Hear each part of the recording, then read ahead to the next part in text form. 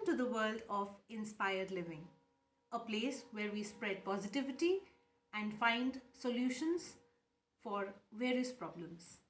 I'm Meera Iyer. Thank you so much for the wonderful comments that you had posted in the last video of mine. And thank you so much again for the wonderful suggestions that you have given to me for the next few videos that are to come.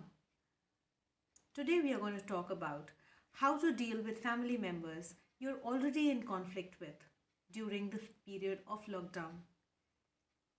All families are not necessarily happy.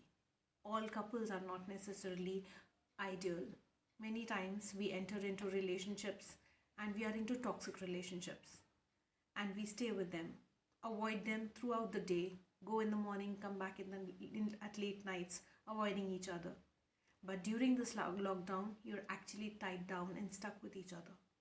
What to do with such a situation? At this time, conflicts can become really, really high, and it could lead to disentangling and dismantling of the relationship altogether. So here are some of the things that you can do.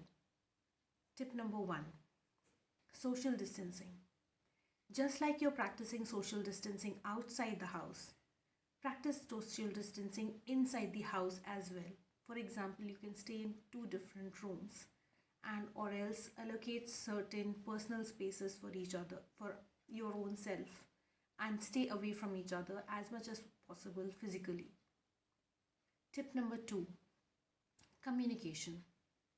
When I say communication, it does not mean that you sit down and have a cup of coffee together.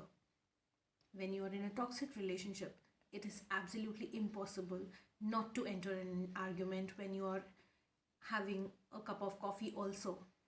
So when I mean to say communicate, I mean to say communicate concisely and calmly.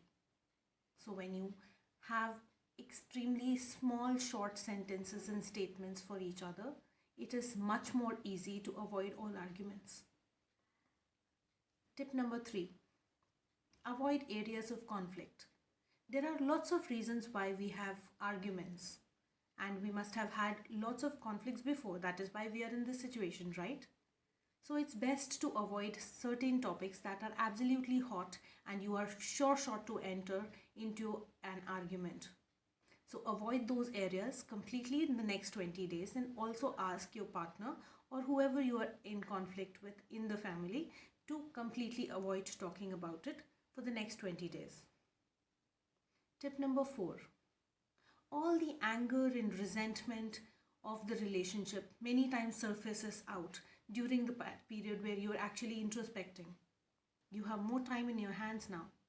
So instead of ruminating and overthinking about it, it's best to journal it down into jot points and put it down onto a diary so that you drain out your feelings. And many times draining out these feelings can also make you look at those intricacies where you yourselves are wrong. Talk to a trusted friend over phone and be sure that you do not repeat the same thought over and over again.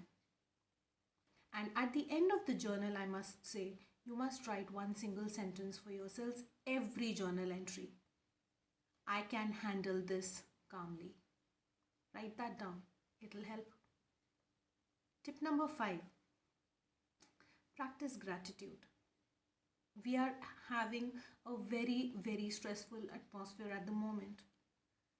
And it's best to stay calm and stay safe and stay healthy.